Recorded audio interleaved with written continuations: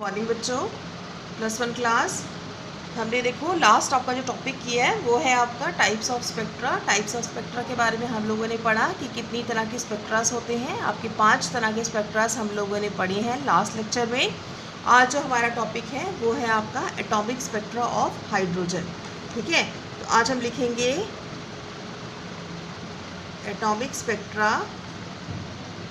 Of hydrogen.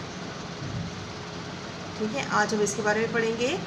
देखो, जो absorption spectrum of hydrogen होता है उसमें आपकी 5 सीरीज जो है वो प्रेजेंट होती हैं।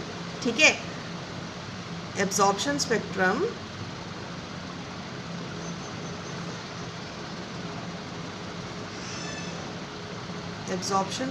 ऑफ हाइड्रोजन अगर हम देखते हैं तो उसमें आपकी 5 सीरीज प्रेजेंट होती हैं। और वो 5 सीरीज कौन कौन सी है? आपकी फर्स्ट आ जाएगी, ये आ जाएगी आपकी सीरीज, ये आ जाएगा आपका लेवल N1, ये आ जाएगा N2 और ये आ जाएंगे आपकी रीजन्स। ठीक है, कि किस रीजन में ये लाई करती है। सीरीज में आपका अगर फर्स्ट देखोगे तो फर्स्ट आ जाएगा आपका लाइमन सीरीज। ठीक है, N1 1 माना जाएगा, N2 जो है 2 से लेके 3 और 4 5 6 हो सकते हैं। ठीक है, और रीजन्स क्या है इसका? अल्ट्रा वायलेट रीजन्स में ये लाई करेंगे।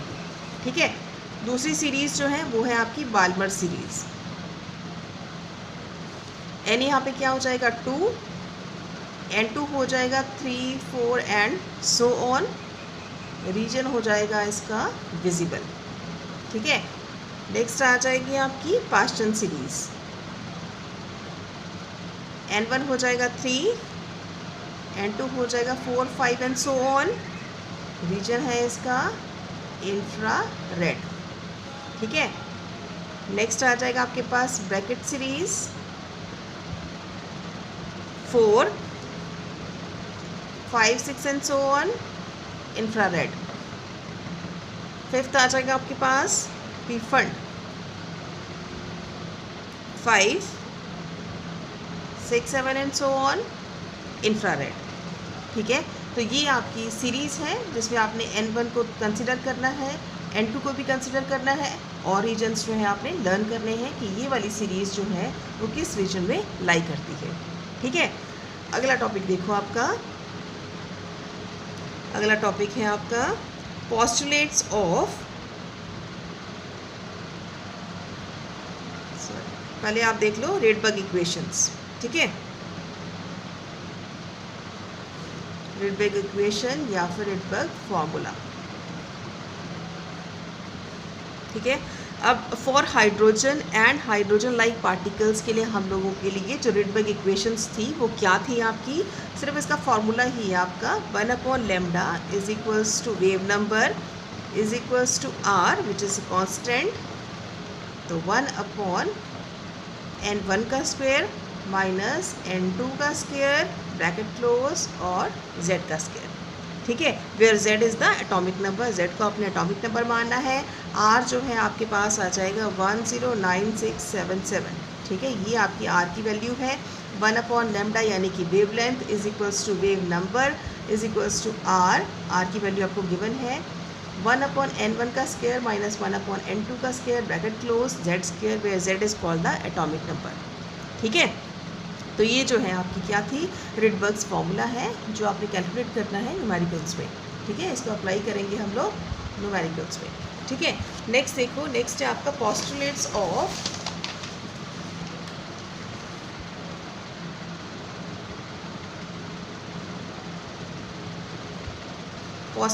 Of Bohr's atomic model. ठीक है, क्या क्या पोस्टुलेट्स थे बोहर के एटॉमिक मॉडल के, कौन कौन से पोस्टुलेट्स हैं आपने वो पढ़ना है। पहला पॉइंट था इसका, atom consist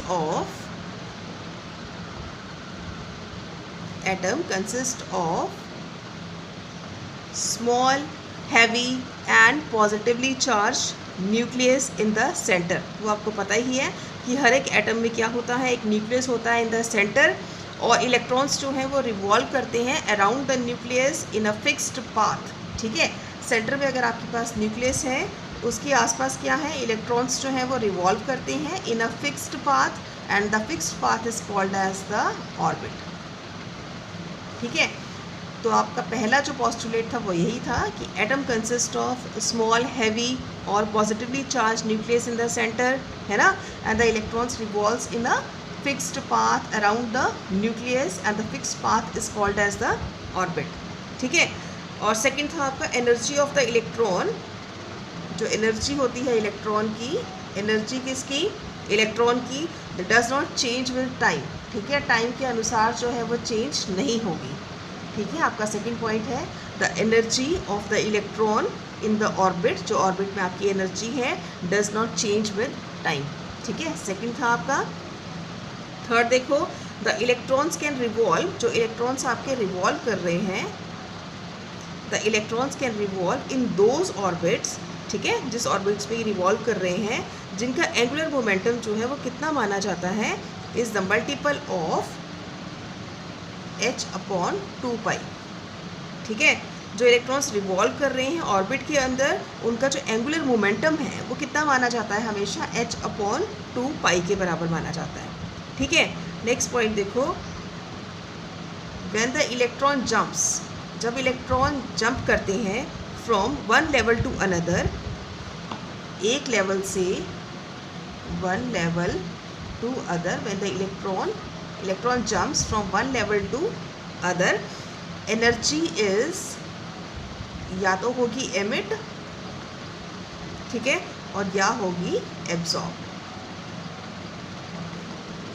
When electron jumps from one level to other, energy is either emitted or absorbed, ठीक है। नेक्स्ट था द एनर्जी डिफरेंस। अगर हम एनर्जी डिफरेंस देखें दो स्टेट्स के बीच में, तो वो एनर्जी डिफरेंस हम लोग शो करते हैं डेल्टा ई के साथ, और वो लिखा जाता है E2 माइनस E1 के साथ। ये था आपका एनर्जी डिफरेंस, ठीक है। तो ये कुछ पोस्टुलेट्स हैं किसके, बोहर्स एटॉमिक मॉडल के, क्लियर। नेक्स्ट देखो, नेक्स्ट है आपके limitations of Bohr's model. Bohr's model की ही कुछ लिमिटेशंस थी। जैसे पहला था, it fails to explain the electronic repulsion, ठीक है। पहला था कि ये इलेक्ट्रॉनिक रिपल्शन को एक्सप्लेन करने में ये फेल हो गया है, इसलिए इसकी पहली लिमिटेशंस ये मानी गई है, ठीक है। सेकंड था, it does not explain the distribution of electrons, है ना, ऑर्बिट्स के बीच में जो डिस्ट्रीब्यूशन था उसको ये एक्सप्लेन नहीं कर पाया, ठीक है। थर्ड था, ये अगेंस्ट था किसकी, डी ब्रॉगली के प्रिंसिपल्स के। जो डी ब्रॉगली ने प्रिंसिपल दिए और हिसेनबर्ग ने अपना प्रिंसिपल दिया, उसके ये हमेशा अगेंस्ट थे बोहर्स का एटॉमिक मॉडल, ठीक है। और लास्ट ये है कि does not explain the Stark effect, ठीक है। आप लोगों ने अभी पढ़ना है आगे स्टार्क इफेक्ट। तो ये जो बोहर्स का एटॉमिक मॉडल था, ये it does not explain the Stark effect perfectly, ठीक है, नहीं एक्सप्लेन कर पाया। तो ये आपकी जो 3 या 4 है, ये आपकी लिमिटेशंस है आपकी बोहर्स मॉडल की, ठीक है।